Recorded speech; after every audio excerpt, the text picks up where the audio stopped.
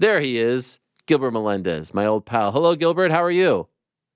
Hey Ariel, how are you today? I'm doing great, man. Happy to be here. Thank you. Yes, it's a pleasure to talk to you again. Always great to have you on. Congratulations on this news. So, in case the audience may have missed it, what did you announce late last week? So Scott Coker and I are teaming up, and we're trying to bring Bay Area mixed martial arts back. In fact, we are bringing Bay Area mixed martial arts back, and we are doing Fight Night at the Tech. And that's going to be an arena in San Jose, California. I believe it's where the minor league Sharks hockey team plays. 4,500 seats in there, a beautiful arena. And, just trying to bring Bay Area mixed martial arts back. There's a big need for it here, tons of talent.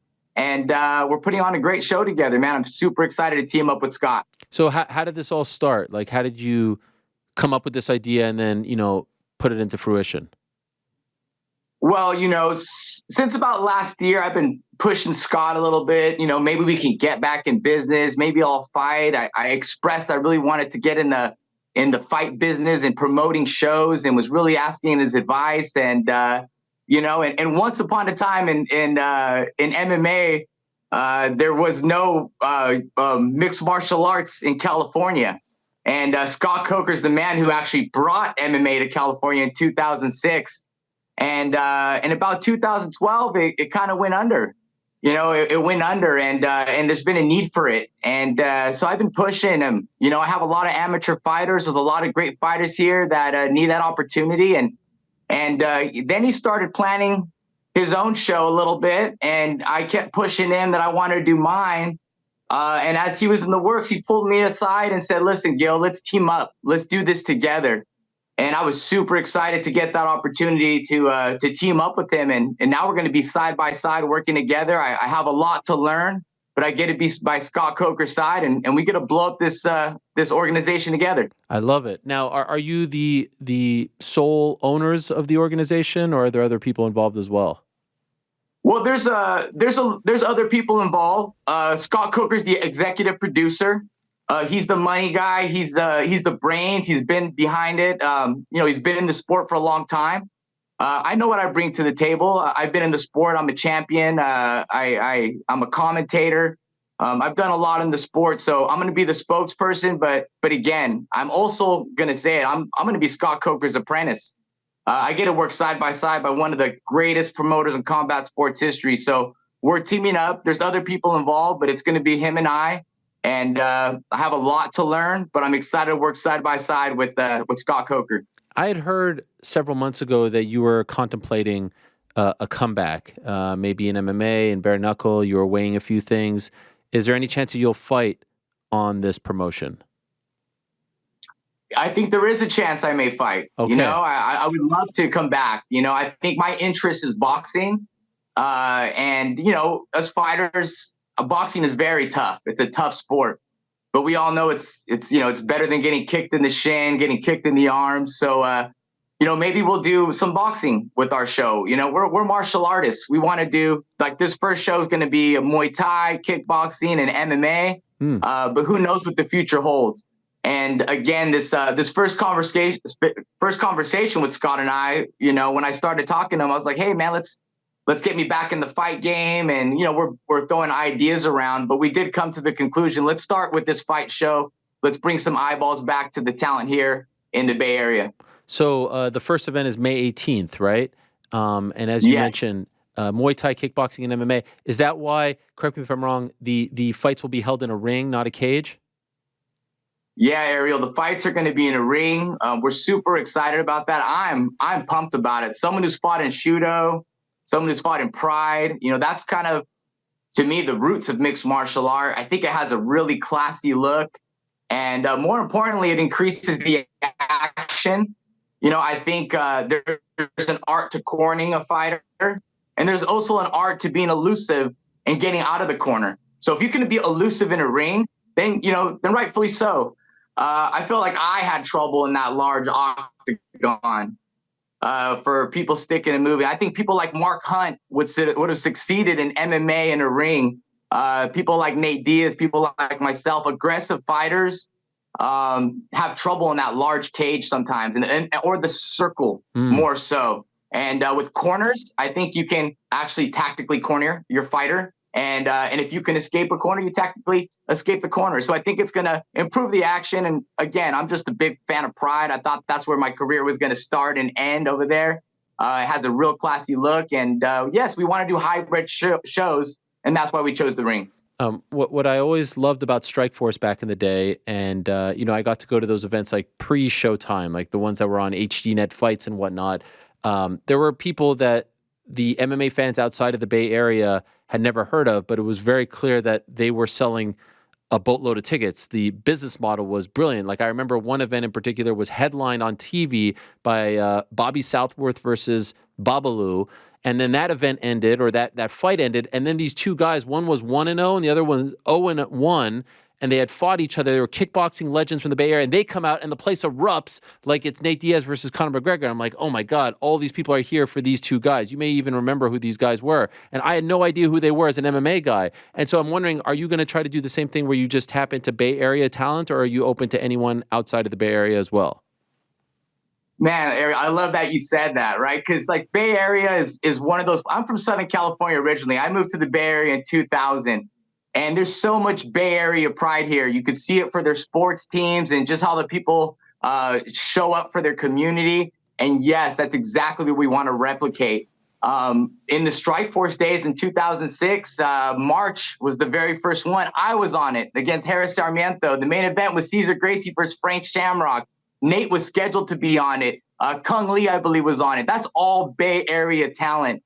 And there's a bunch of history here, Bay Area gyms. And now there's like descendants of these fighters. They're students in a bunch of gyms out here. And that's exactly what we want to replicate, man. There's been like huge fights. Like, for instance, like you said, I fought Clay Guida, co-main event. It was crazy in there. The main event was Alistair Overeem versus Vitor Belfort, but I don't believe it was televised, but there was like 14,000 people in there, and it was going nuts, So the Bay Area, we love a party, So I think we're going to focus on that Bay Area mixed martial arts, really develop the talent out here. There's so much great talent, Ariel, and it's unfortunate, this is an expensive city, and just alone, it's fortunate for all mixed martial artists. I think sometimes they give up on their dreams because there's really no platforms or no avenues or no opportunities out there. And this is a passion project between Scott and I and the community getting involved in here, because we really love mixed martial arts. We really love the Bay Area mixed martial arts scene. And I believe we are both like-minded in the sense that we need to do something for the Bay Area. We need to do something for these fighters and these communities. And I was really pushing it because I have my amateur fighters here. I'm building up a team. I'm doing a great job. And where am I going to put these guys? Or are these guys not going to fight each other because they don't like the platform? So now we have this platform. We have where people are going to be willing to challenge themselves on this platform. They're going to get some eyeballs on it. It's going to be worth the risk. And you know what? It's also important to have like your Josh Thompson. Like I'm Gilbert Melendez. I have my Josh Thompson right down the street, an hour down the road. My rival, and we lifted each other up. We needed each other to become who we are. And that's what we want to do with the fighters out here. And I want to challenge my amateur fighters. I want them to challenge themselves against these locals out here and to become better. And I've been around the sport area. We see it. And some of these fighters now, 2-0, 3-0, I'm going to take easy fights. They're trying to do the boxing model to make it to the next level, and that's not where MMA should be. It should be like beating the right guys and climbing the ladder and challenging yourself and improving, so that's what we're really focused on. I love it. Are you in charge of putting together the fights, or do you have people that will be helping you as well?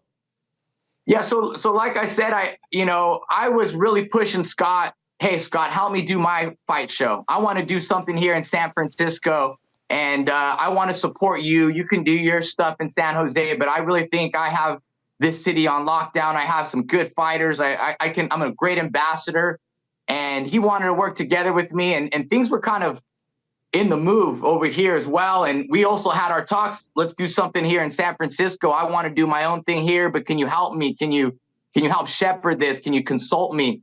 But to my surprise, he pulled me aside and said, you know what, Gil, let's join forces. I want you to be my spokesperson. I want to show you the ways. I think you're the right person for the job. You truly love Bay Area, MMA the way I do. I want to show you how it's done.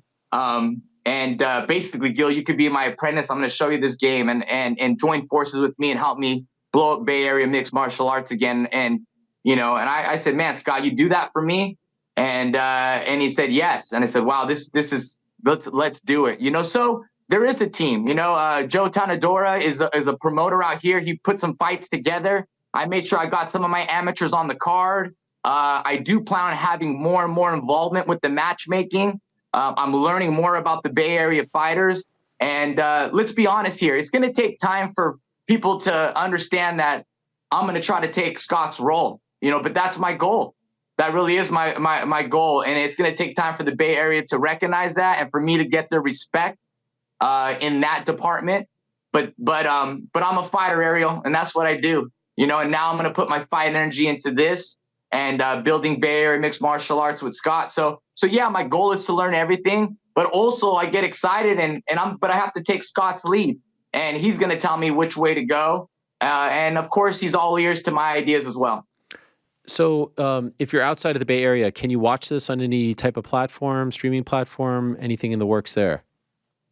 So yes, there's things in the works. I can't announce nothing now, but I believe we will have something announced where people can watch, stream, or get it on some sort of a platform to watch. So we do want the whole world to tune in and see the talent. But as Scott says, he said, back to the basics, Gil. Let's sell some tickets. Let's blow this place up. Let's get all the Bay Area community. And I do know a little bit about the fight game, Ariel, and I know how the game works. People are providing content, and that's how they make their money, which is great, but I believe this promotion here, hey, we're in the Bay Area. Things are more expensive, but, we're selling tickets for $100 here. And, which I think is fair in the Bay Area for great seats.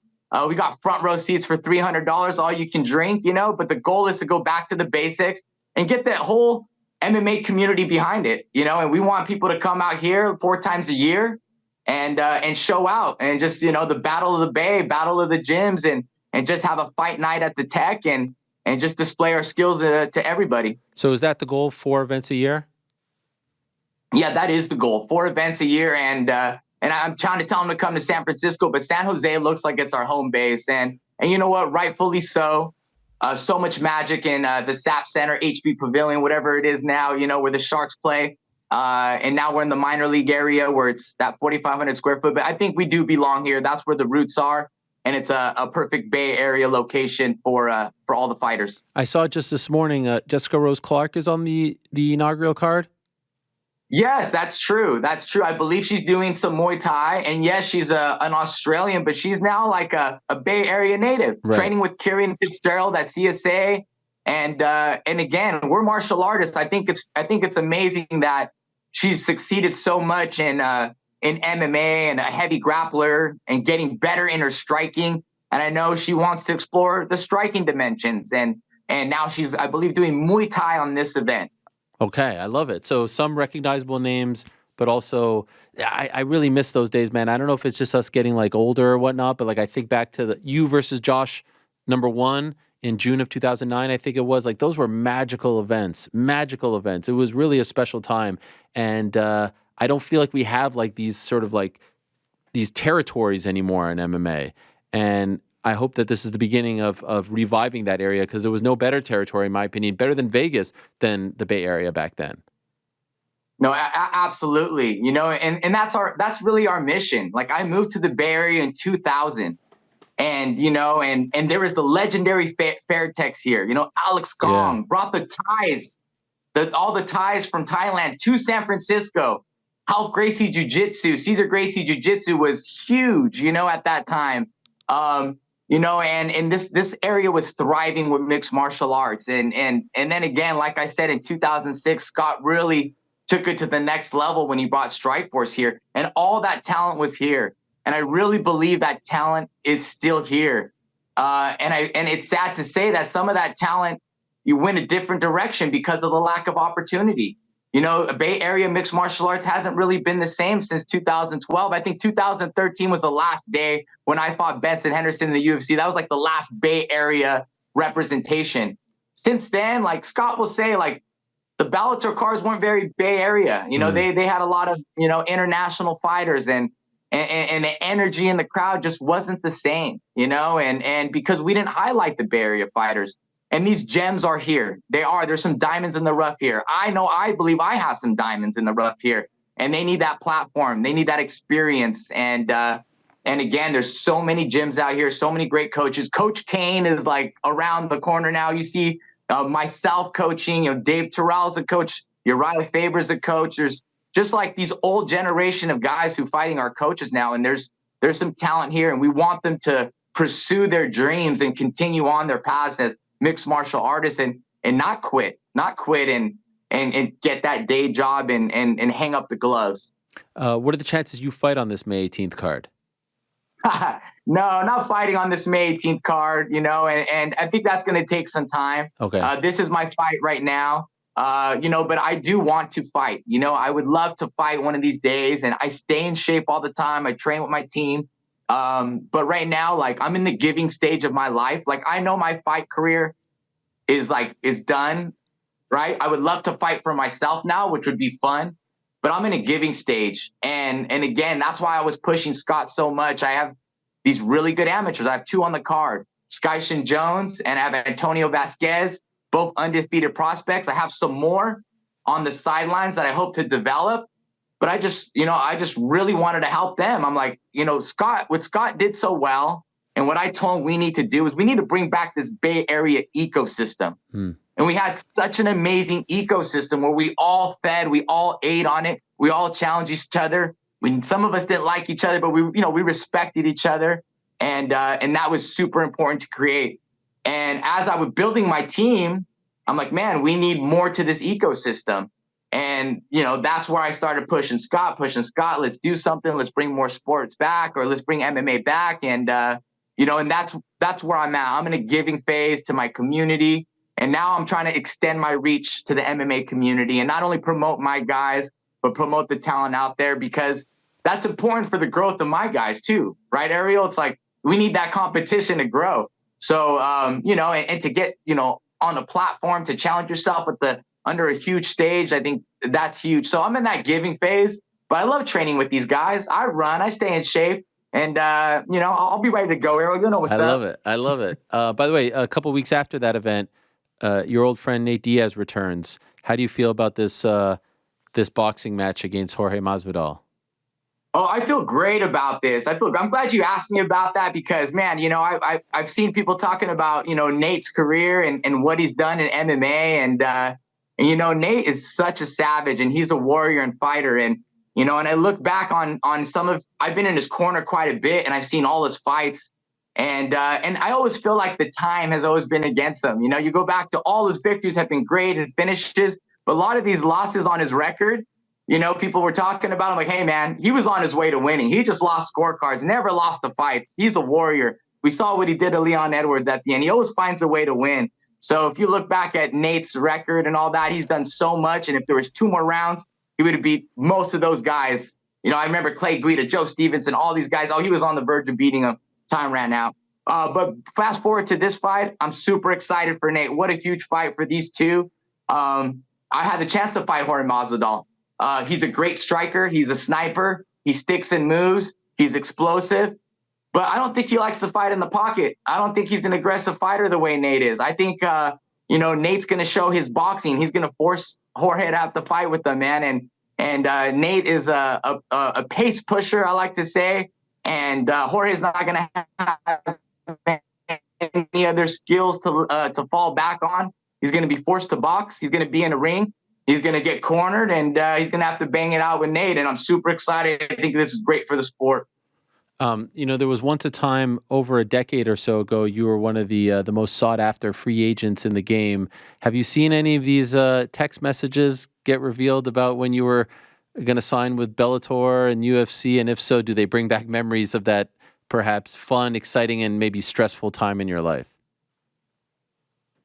Yeah, I did see some comments, posted up there. I haven't followed too much. I haven't followed too much, but I do think back in the days, and I've been in the sport for a long time, Errol. You know it, Yeah. and and I'm really proud of, I believe I was a trailblazer and one of the first fighters who ever stuck to their guns and really had an understanding of my contract and actually had, played my pocket aces that I had for the first time. And that was having a contract that was expired and finished after having one of the greatest fights in UFC history against Diego Sanchez. And I pride myself as a great fighter, an intelligent fighter, but I think I'm a businessman. And that was a big win for me. Obviously, not financial freedom, and you don't have an understanding what everyone's making at the time. But it was a huge win for me, and it's fun to look back on it. No animosity towards anybody. This is the game, it's the business. It's if you ever make a business deal and everyone's happy and hugging and shaking hands, you kind of got ripped off, But if you're kind of fighting and bumping heads a little bit and some screw yous there and whatever, I think you did a good job and you probably got pretty good pay and did a good work. And that was a great time for me and a battle in a different way. And happy the way it all turned out, man. No hard feelings or nothing. And but it does bring back memories when I do see some of those interesting things, Why, you've pretty much done it all. You've fought them all. Why do you even want to fight again? Like, what is there? Is it just like a personal thing? Is there an itch that won't go away? Why does that not like just escape your mind and just focus on the business stuff that you have going on, the gym, this promotion, etc.? I mean, you only get one life, Ariel. That's really the truth of it. But you know, uh, I've done a lot in the sport. I've done a lot in the sport, and I've been on the sidelines for like 4 years. And in the last years, you kind of start fighting for a paycheck, and I see it. You're interviewing fighters now. They're like, man, they're badasses. Yet they're like, stressing up here mentally sometimes. And I was never having mental or anything, but you just look down on yourself. I lose the championship to Benson Henderson, split decision. I'm the second best in the world. Yet I'm like in tears almost, and just like, oh, I suck. I'm horrible. My stock is there, but yet I'm number 2 in the world at the moment. I look back now, like, in hindsight, it's been years. I'm like, dang, I was a badass, and I still feel like I am. So I feel like I'm in a better mind to step into a ring and to really enjoy it like I used to when I was young. And like I'd tackle it, I'd be aggressive with it and just like forget the business part and just go back to the early Gil Melendez years where it's just about getting in a scrap. And I think I'd have a good time doing that. And so that's why I would love to. But of course, I love to box, someone in my age group, someone that's, I think of like, hey, I'd box a Diego Sanchez again. I'd box a Jose Aldo, I'd box someone of that sort, anybody I'd box, I'd jump in there and some of those old school guys I'd love to do it with, and I think it'd be fun. And I love to show out for my young fighters. I love to show out for my community. I love to show my daughter, what I can do out there. And that excites me. Right. And that's like, there was Gil, like the madman who fought for a while, who hit a bump in the road after losing in Pride, the first loss to John Thompson, who like regrouped and became a true professional and put a lot of pressure on themselves and did such a great job, but keeping that professionalism and investing so much into it and falling short was really hard to deal with. But now I'm like, could sit back and just like realize, hey man, I'm a badass. I still know it. And I can have that approach like the young Gilbert did, back in the day. So that's what kind of leads me back to it and wanting to do it again. And I'm around all these youngsters doing it, and they're inspiring, and it looks like so much fun. Well, it's great to see you back in the mix. I love everything about this. Great to see you and Scott together. That photo of you guys in the arena was very nostalgic in its own right, with Scott wearing the old school Strike Force, like the pre-Showtime Strike Force sweatshirt, which was fantastic to see.